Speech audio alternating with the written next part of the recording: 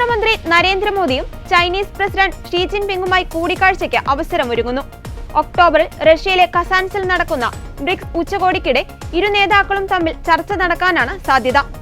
India China അതിർത്തി തർക്കം പരിഹരിക്കുവാനുള്ള നയതന്ത്ര നീക്കങ്ങൾ ശക്തമാക്കുന്നതിനിടയിലാണ് ഉന്നത നേതാക്കളുടെ കൂടിക്കാഴ്ചയ്ക്ക് ആലോചന നടക്കുന്നത്. ഇരു രാജ്യങ്ങൾക്കുമിടയിലെ ഭിന്നത പരമാവധി കുറച്ചുകൊണ്ടുവരുമെന്ന് ഇന്നലെ നടന്ന ജോയിന്റ് സെക്രട്ടറി തല ചർച്ചയ്ക്ക് ശേഷം ഇന്ത്യയും ചൈനയും അറിയിച്ചിരുന്നു. സൈനിക തലത്തേക്കാൾ പ്രാധാന്യം നയതന്ത്ര തല ചർച്ചയ്ക്കാണ് തൽക്കാലം നൽകുന്നതെന്ന് സർക്കാർ വൃത്തങ്ങൾ പറഞ്ഞു. ഇതിനിടെ പാകിസ്ഥാനുമായി ചർച്ച തൽക്കാലമില്ല എന്ന നിലപാട് വിദേശകാര്യമന്ത്രി എസ് ജയശങ്കർ ആവർത്തിച്ചു. പാകിസ്ഥാനുമായി ഉപാധികളില്ലാത്ത ചർച്ചയുടെ കാലം അവസാനിച്ചുവെന്നും ജയശങ്കർ പറഞ്ഞു. അതിനിടെ ഷാങ്ഹായ് കോർപ്പറേഷൻ ഓർഗനൈസേഷൻ രാജ്യത്തലവന്മാരുടെ യോഗത്തിലേക്ക് പ്രധാനമന്ത്രി നരേന്ദ്രമോദിയെ ഔദ്യോഗികമായി പാകിസ്ഥാൻ ക്ഷണിച്ചത് കഴിഞ്ഞ ദിവസമാണ്. ഒക്ടോബർ 15-16 തീയതികളിൽ പാകിസ്ഥാനിൽ നടക്കുന്ന യോഗത്തിൽ പങ്കെടുക്കാനാണ് പ്രധാനമന്ത്രിയെ ക്ഷണിച്ചത്. അതേസമയം ക്ഷണത്തിൽ ഇന്ത്യ ഇതുവരെ പ്രതികരണം അറിയിച്ചിട്ടില്ല.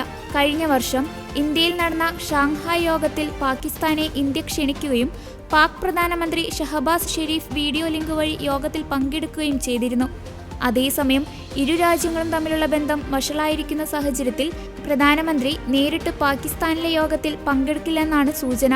പകരം കേന്ദ്രമന്ത്രിമാരുടെ നേതൃത്വത്തിലുള്ള സംഘത്തെ അയക്കാനാണ് സാധ്യതയെന്നും ഈ രംഗത്തെ വിദഗ്ധരെ ഉദ്ധരിച്ച് ദേശീയ മാധ്യമങ്ങൾ റിപ്പോർട്ട് ചെയ്യുന്നു.